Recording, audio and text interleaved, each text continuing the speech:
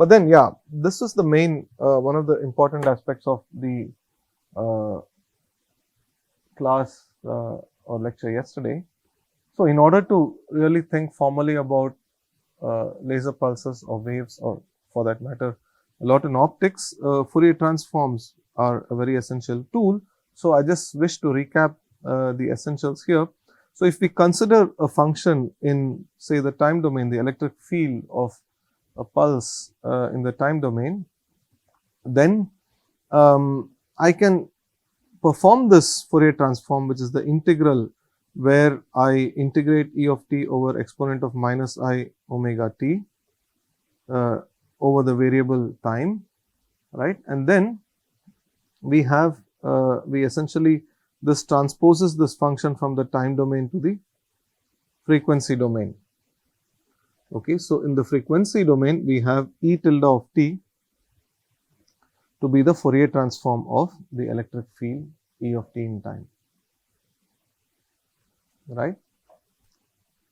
But if we can perform the Fourier transform, a similar integral will take us now back from the time domain to the frequency domain. If the input or what we know is e tilde of omega, there is reason to define this, in which case I can perform the inverse Fourier transform where e tilde of omega is exponent, again the integral over omega, I mean the integral integrating over omega of e of e tilde of omega multiplying exponent now of plus I omega t. So, this is the inverse transform. Okay. So, now we can always therefore switch between the time and the frequency domain descriptions, and this is a very powerful tool in our hands. So, we will just quickly look through, and now we are going into the piece of this lecture where we blend from the previous one to some relatively new contents for this class. So, we will look at both Fourier series and Fourier transform. And just remind ourselves as to what the Fourier transform is, which we just did, and what are these Fourier sine or cosine series. But then really we will be interested a lot more in Fourier transform and its inverse, and look up a few examples and important so-called theorems and relations with respect to Fourier transforms. So, let's just get a few things clarified right at the beginning. So, what is the idea of a Fourier transform? It essentially stems from the knowledge or description of the considerations of the following kind. Suppose we had two sinusoidal waves, sine wave 1 and sine wave 2, which are here shown in blue and green curves, right? If I now add the two sine waves, I get a sum, okay, the M is come below, which is the light blue or cyan curve that we see now, okay. So, that's the sum.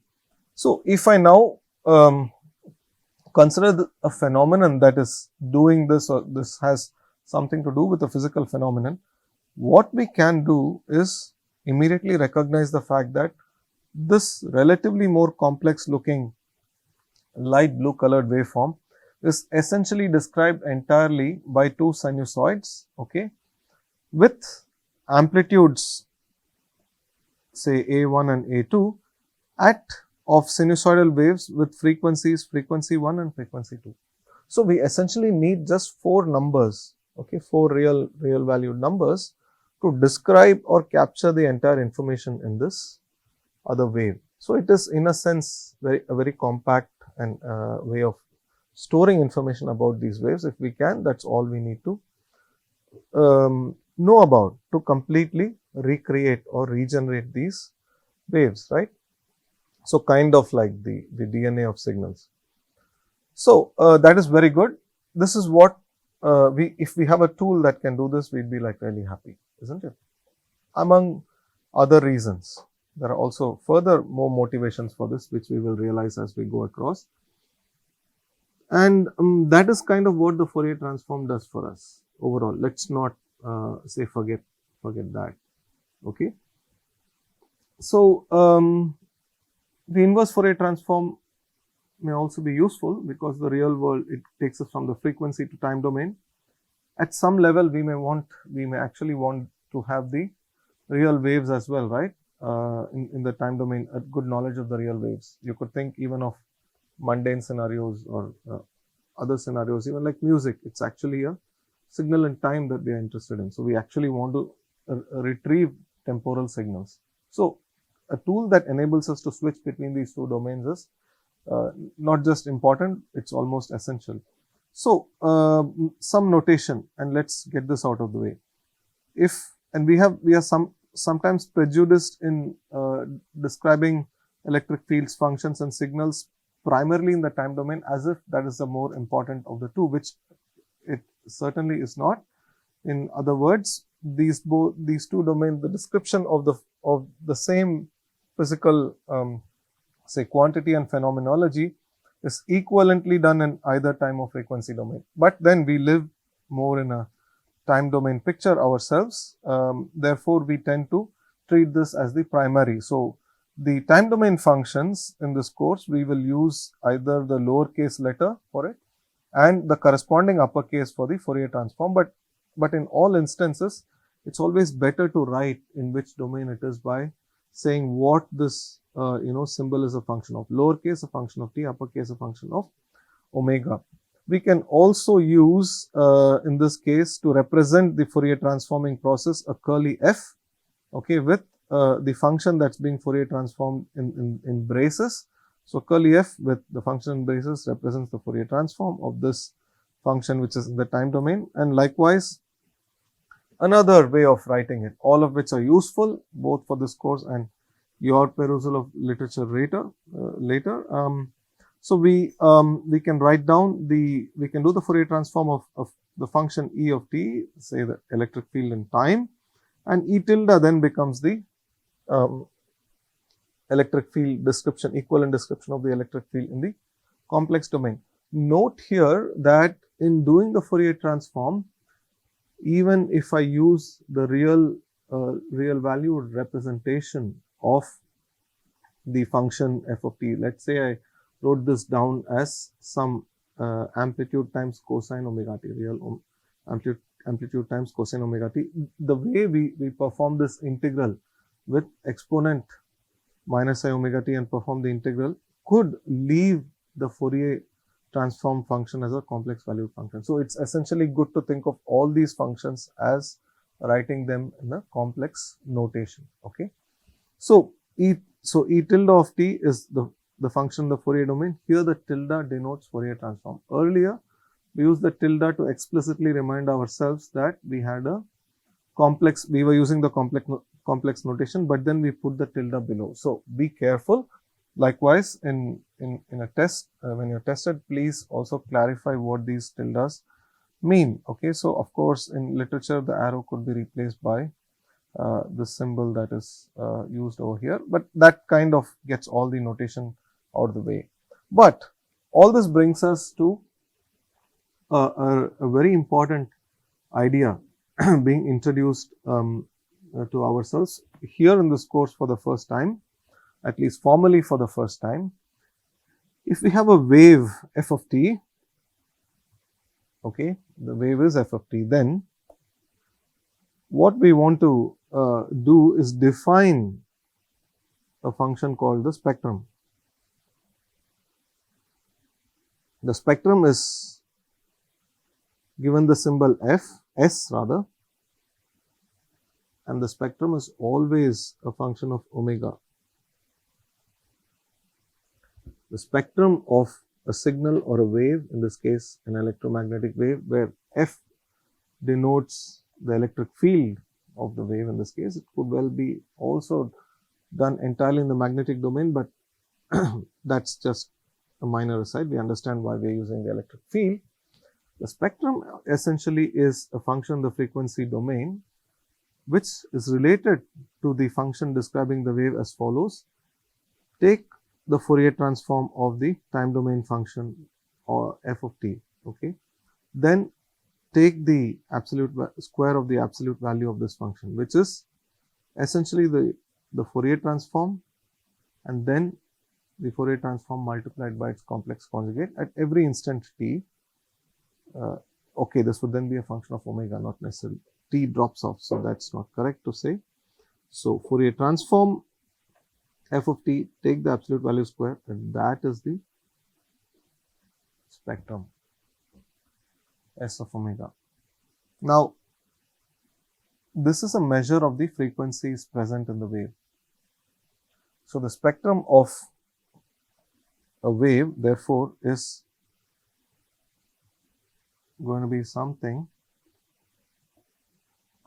represented like this. S of omega. First of all, we should appreciate that this function takes real values because it's the absolute value square of something, right? So then the spectrum is, let's say, a function like this. It's an example. Not all spectra need to look like this. We could have, earlier we had spectra where we had S of omega, which looked like functions with just two values.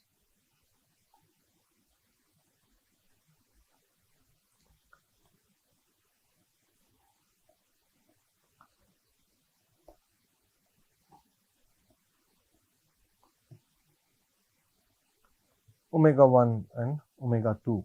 Okay, of course, the zero of frequency also should be properly defined on these scales. The vertical scale is linear with the same zero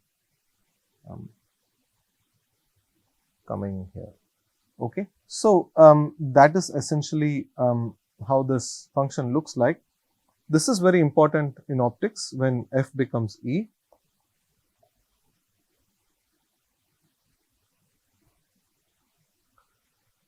But we have done some damage to ourselves in defining a quantity like spectrum if this is something we are going to use and it is of significance. What is that? In doing the absolute value square, this process, we have thrown away the phase part in the Fourier transform of f of t or e of t, right? The Fourier transform of e of t essentially was a function of omega which had an amplitude which is again a function of omega and e to the I phase function of omega. Okay, to represent the phase here, maybe let's put a tilde sign on top of that. Amplitude also in frequency domain.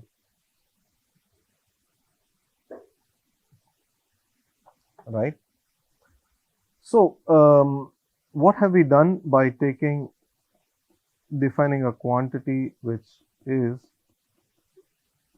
the absolute value squared? If I take the square root of S of omega, I would be able to relate this to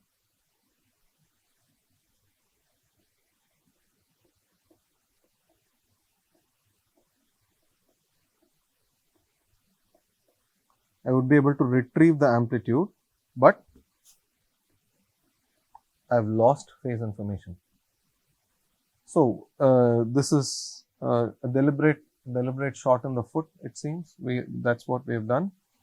Well, not really. The motivation for defining the spectrum lies in the fact that indeed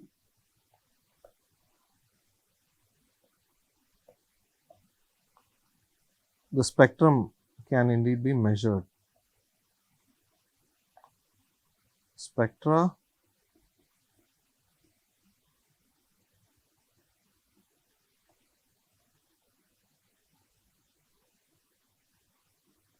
these are measurable and they come with the advantage, and have a look into it, that the spectrum defined this way using the Fourier transform, the time variable drops off. So this is also a quantity which is independent of time if everything else, if there are no changes to the signal, dynamic changes aren't there. So you can measure the spectrum at any time and have a full knowledge of the amplitude of the wave. But then we lose information about the spectral phase, which we will represent soon as phi of omega. Okay. So the spectral phase essentially captures further information, and it kind of carries information such as the change in the instantaneous frequency of the carrier. Now we have two frequencies, say in the case of a wave like this, like what I've sketched at the bottom. It's a pretty simple waveform. Two waves are beating. Whereas here in the top spectrum, there is, look at the spectrum, there is this is strongly peaked at omega naught rather, what I've called omega 0. So we would instantly recognize the fact that this wave, okay, has a carrier frequency omega naught. The carrier frequency gets defined almost instantly. Okay, but then the carrier frequency can vary around this omega naught if the electric field of the wave is like what I had shown you a little. Okay.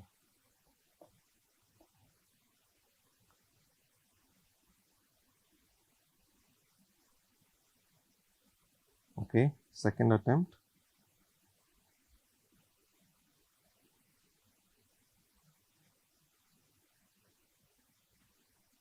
The carrier frequency were to vary, of course this is time, the vertical is amplitude.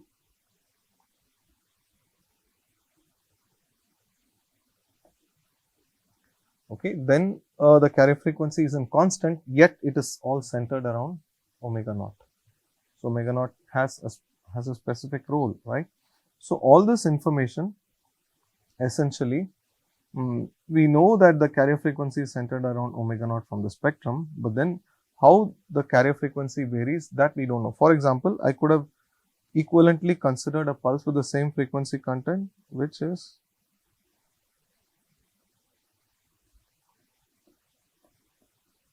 like this. You see, in one case the frequency increased in time as time increased, whereas in the other case frequency dropped off. So if you can whistle, you can whistle both ways, right? You can sort of increase your whistling frequency and decrease it, or Doppler effect, the source comes towards versus away the observer and so on, right?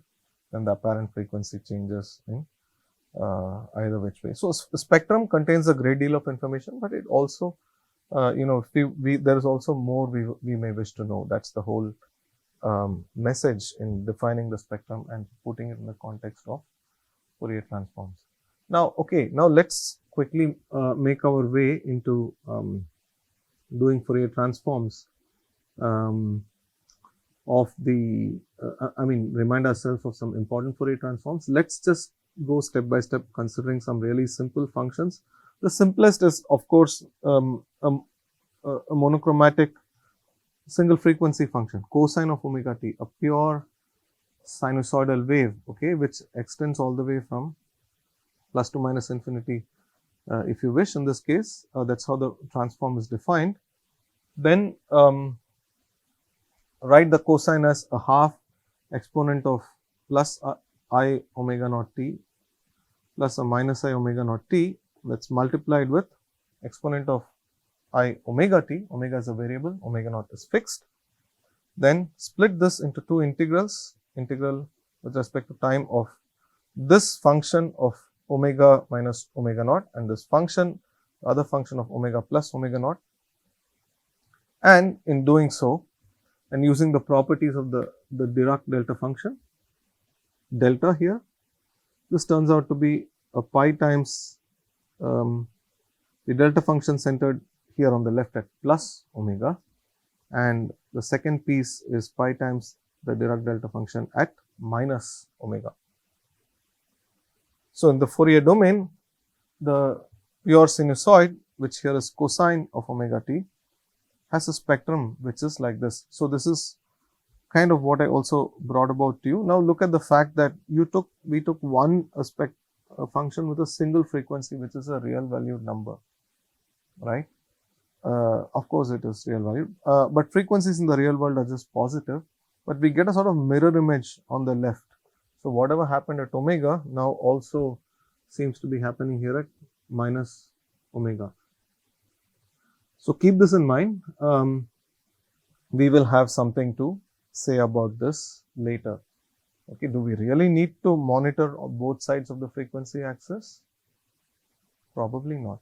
There is no extra information. It seems at the moment that there's no real exclusive information on the negative frequency side.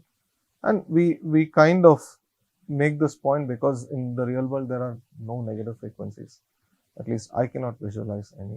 One can visualize very slow variations, low frequencies, but certainly negative is seems unphysical. So now let us recall a few Fourier transform so-called theorems, useful results which we can box up and take along with us. The scale, the sum, the shift, the complex conjugate, the derivative and the modulation. Okay. So what's the whole idea? You start from the time domain, go to the frequency domain, and let's build some intuition. Okay. Now the scale theorem, what do we mean by the scale theorem? Take a function f of t primarily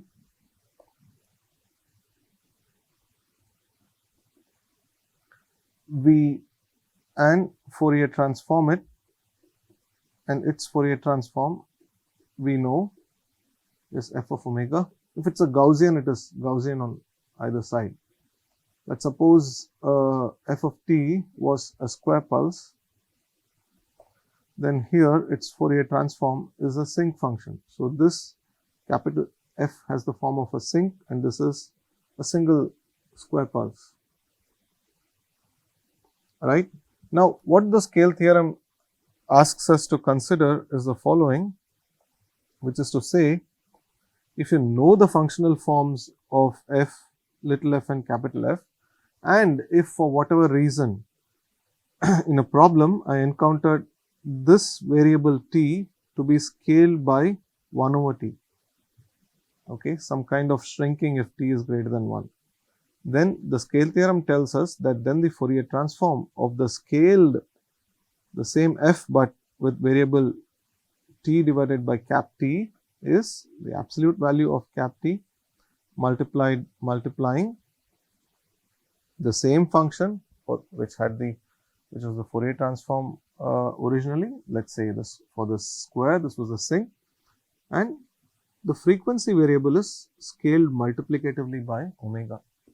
Okay, but this seems fairly intuitive for us who may have looked into signals. You reduced by dividing the scale by a factor t, you simply reduce the period by a factor t. If t was 2, you reduce the factor temporal periodicity by a factor of 2. You halved it. If you halve the periodicity, the frequency doubles. If you make the period a third, the frequency triples, right? So maybe fairly obvious, but of course you also get this in the amplitude. Another factor, the same reduction factor in this case, multiplies in the amplitude. So have a look at that. You can also think about sort of why there's a scaling happening over here and so on. Well, but let's sort of rigorously prove it, right? Do a little bit of math. So the Fourier transform of the scaled f of t, where we divide the time scale the time axis by 1 over t, take this function f of t by t, do the Fourier transform by multiplying with exponent minus I omega t and integrating over t from minus to plus infinity. Then for the sake of simplicity, let's also consider t to take positive values, okay, t greater than 0. Then change the variable from t to t prime. Let t prime be t divided by t. It's just a symbolic convenience. So dt then becomes t times dt prime. So now we see where this essentially comes from, right? The multiplication with the absolute value of t. So now the same Fourier transform. Now the Fourier transform is finally not going to depend on t prime. It gets integrated out. it's going to depend only on omega. Please note that. So integrate over t prime the function now f of t prime, exponent of, now we made the transformation going from t to t prime. So t should be replaced by t prime t. So now you see where the multiplication by the same factor in the frequency domain comes about. The math is talking for itself. So this is then the Fourier transform of the function of the same form f, but now with the new variable t prime.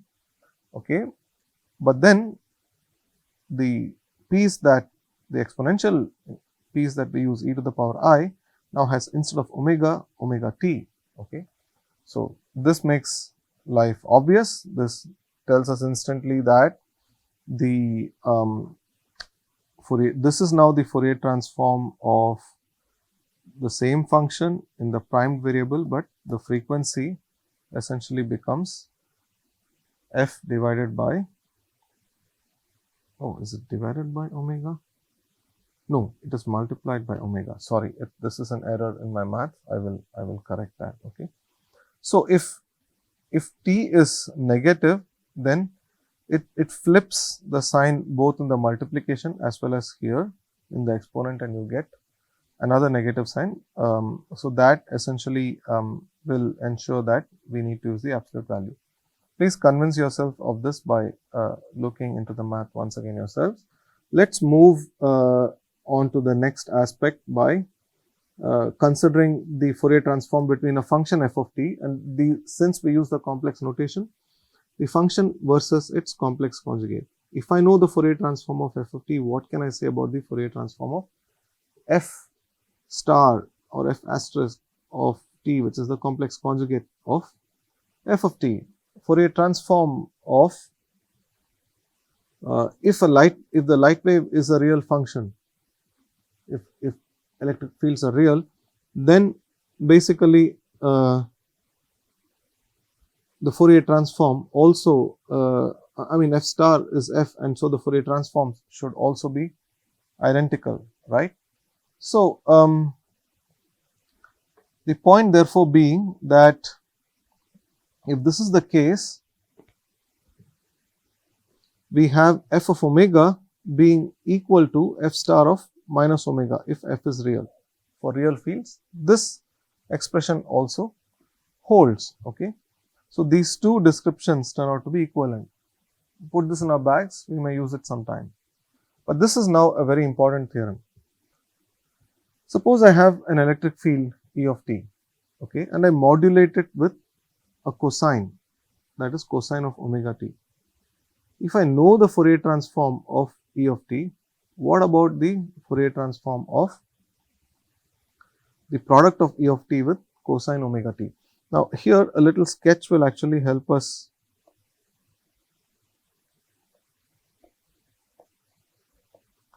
get some nice visual idea. So let's take a time axis, and this is the value of the function. So let's begin with an electric field. How do I do this well enough? Okay, let me do it kind of like this, yeah.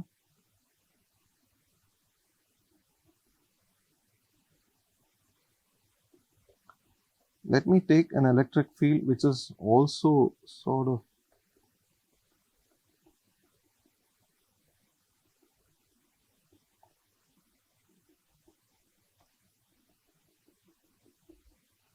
sinusoidal, and now let us take a cosine oscillation over this. The cosine oscillation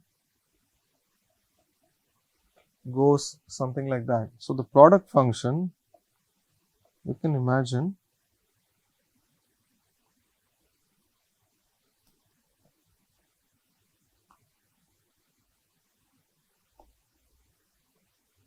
so the one in the deep red or brown is cosine omega naught t, and the function here is E of t.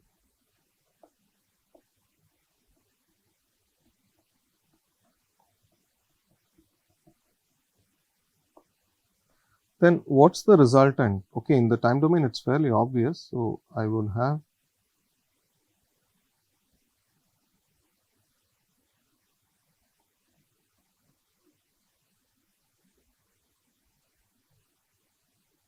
this function to be a modulated function now. It's modulated by the cosine, okay.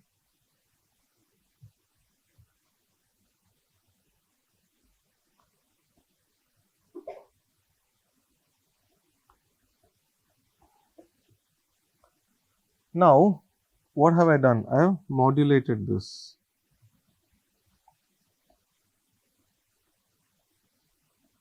We want the Fourier, we seek the Fourier transform of the modulated function.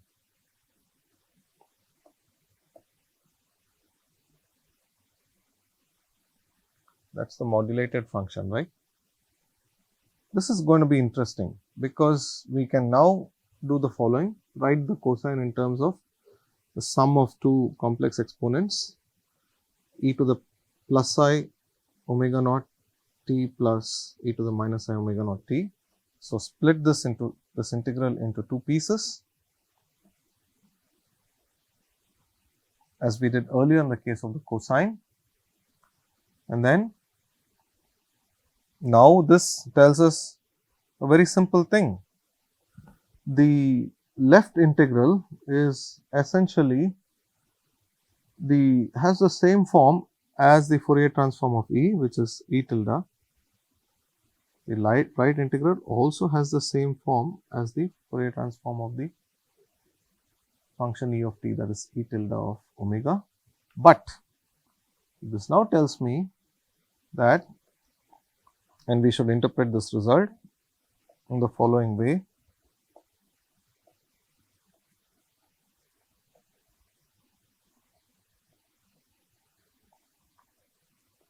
On the omega axis, if I mark omega naught somewhere, should I mark it by omega naught? No, I have not marked this as omega naught. Okay, let the 0 be here, and this is the amplitude in the omega variable, right? So what this tells me is the following, that if initially the E of t function had a spectrum which is like this, it was centered at some value, let's say omega, what should I use for the subscript? Okay, omega 1, okay. So if this was how the Fourier transform of E of t, which is a function of omega, look like in its amplitude, what this tells me is that in multiplying this with the Fourier transform of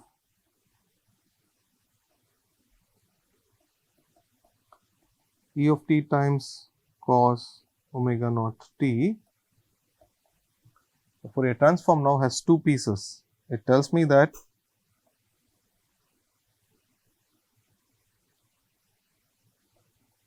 this now has an amplitude which is about a half of this, but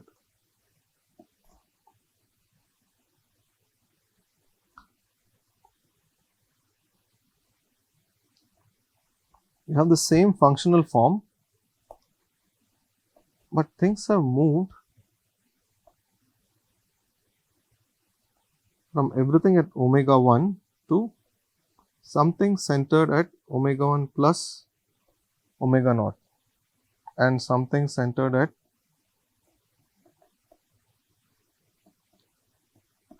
omega 1 minus omega naught. Okay, I should probably sketch this as two half pieces. Okay. if you really think about it, if you take this area, then in some sense we have split the contents under this into two pieces, each having half the maximum shape, half of its maximum. While that's for the amplitudes, the important thing is that we started with, say, a signal centered at omega 1, but now in the process of modulation, which is process of a sinusoidal modulation, what have we done?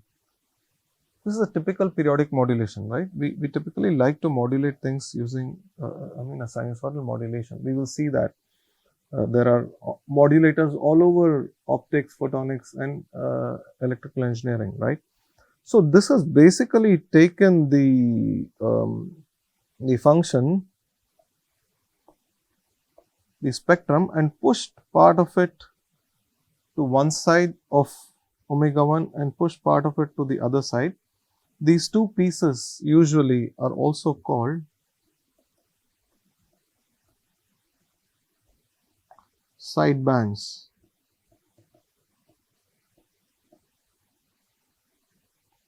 Each of it is a sideband to the central piece. Okay, right? Maybe in common parlance, we also have a sidekick. So it's kind of like that, literally synonymous. So we see two sort of sidebands to this. This is going to be, the word sideband is going to keep us a little busy later in this course, but this is very basic signal processing, right? In other words, we started with this and we pushed the spectrum away into two pieces after passing through a modulator. The energy got split. Actually, what this expression tells me is the following. If I modulated this with actually a cosine omega t, actually the cosine function takes values between 0 and 1, right? So if I can do such actually a very high quality, high contrast modulation, then no energy remains at the central frequency of the initial signal at omega. You simply push the entire energy into two sideband frequencies. But in real life, there is something called the depth of modulation. You seldom push it all the way down to 0. Maybe this is a real world modulator, would have some minimum value which is greater than 0.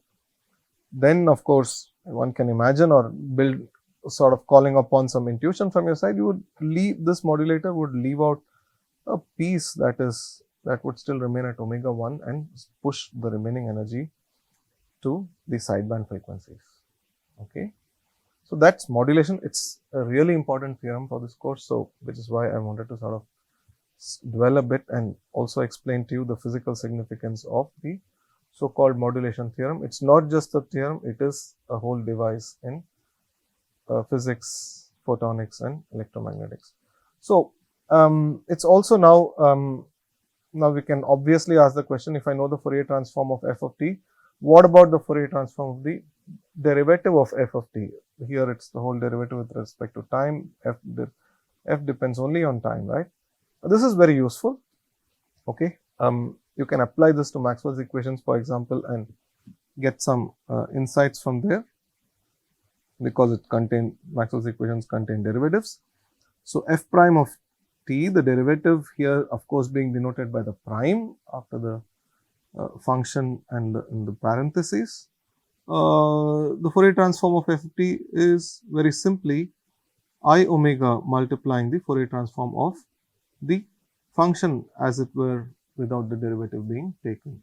This is a nice little thing. So now the proof of this, okay, I think I probably can even leave it for you to just walk yourself through it, but let me just show it once. Here, of course, the trick is to integrate by parts. So integrate this by parts. So first integrate this guy, and then differentiate this guy, the remaining piece of the function, and do the whole integral, right? And this evidently gives you a multiplicative factor of minus I omega in this case, and subsequently this, owing to this negative sign here, becomes I omega, and you have I omega f of omega. Please just convince yourselves, I am pretty sure that you are aware of the calculus that takes us through this. Essentially here we have used the fact that we have fg prime, we essentially take this to be f of f prime g plus fg prime in the process. So, we just use the chain rule in between, it is a reminder of that.